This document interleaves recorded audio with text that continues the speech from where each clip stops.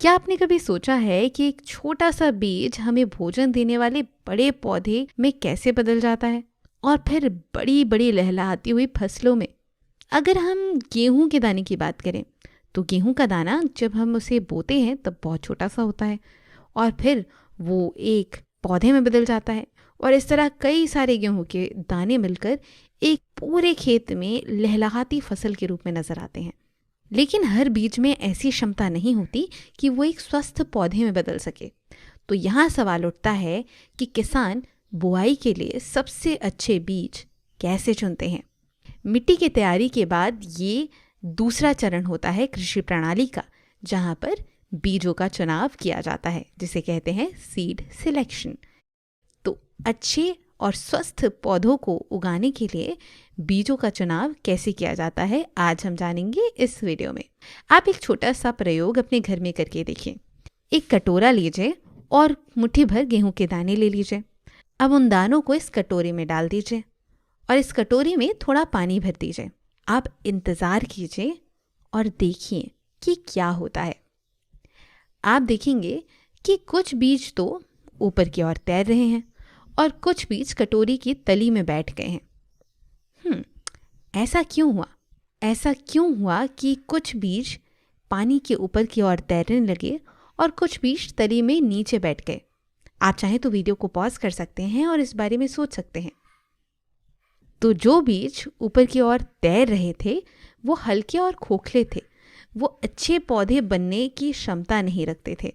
और जो बीज तली में बैठ गए वो स्वस्थ बीज थे। ऐसे बीजों को ही चुन करके खेतों में बोया जाता है। तो ये एक तरीका है परीक्षण करने का अच्छे बीजों का। इसे कहा जा सकता है जल द्वारा परीक्षण। तो इसी तरह के कई अलग अलग तरीकों से किसान पता लगाते हैं कि कौन से बीज खेत में बोने योग्य हैं और कौन से बीज खेत में बोने योग्य नहीं हैं। बीजों के चुनाव के बाद आती है बारी बुआई या बीजारोपण की। इसके लिए किसान दो तरीके इस्तेमाल कर सकते हैं। एक होती है पारंपरिक विधि और दूसरी होती है आधुनिक विधि। तो जो पारंपरिक विधि है या पारंपरिक पद्धति है, उसमें एक हाथ से चलाने वाला यंत्र हुआ करता था, जिसके एक सिरे पर एक पाइप लगा होता था। तो जिस तरह आप तस्वीर में देख पा रहे हैं, बैल आगे की ओर बढ़ते जा रहे हैं और जो पीछे की ओर पाइप लगा हुआ है उसमें से बीज डाले जा रहे हैं और बीज जो है वो नीचे ज़मीन में चले जा रहे हैं। तो ये तरीका कारगर तो होता था, लेकिन इसमें कुछ नुकसान भी होते थे, जैसे कि इसमें बहुत अधिक समय और मेहनत लगती है। दूसरा तरीका जो है वो है आधुनिक पद्धति, जिसमें बीज बेधक यंत्र ट्रैक्टर के साथ ही जोड़ दिए जाते हैं। ट्रैक्टर चलता जाता है और बीज बेधक मशीन के द्वारा बीज जो है वो जमीन में बोए जाते हैं। ये जो यंत्र होता है इस मामले में बहुत अच्छा होता है कि ये बीज मिट्टी में समान दूरी पर बोता है और निश्चित गहराई पर बोता है, जिससे कि चिड़िया या कौवे जैसे पक्षी इन बीजों को खा ना जाएं। आधुनिक पद्धति के द्वारा किसान अपना समय और मेहनत बचा सकते हैं। चलिए अब बात करते हैं नर्सरी की। नहीं, ये बच्चों वाली नर्सरी नहीं, शायद हमें इसी नर्सरी की बात कर लेनी चाहिए। तो आपको क्या लगता है, हम छोटे बच्चों को उनके शुरुआती सालों में नर्सरी में क्यों भेजते हैं?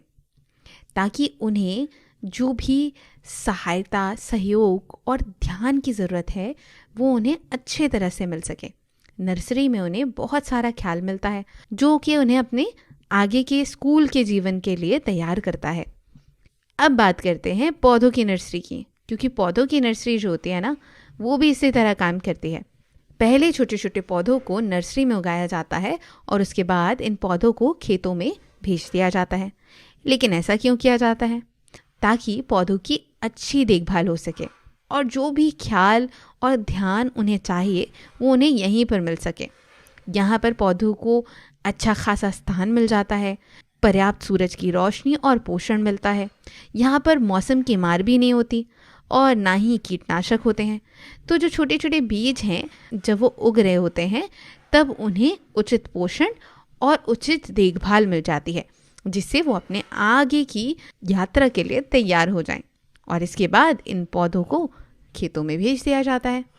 तो अब मेरे पास आपके लिए एक सवाल है। मुझे बताइए कि बीज अपने विकास के लिए क्या खाते हैं? क्या वो हमारी तरह भोजन करते हैं या फिर भोजन का उनका कोई और तरीका होता है?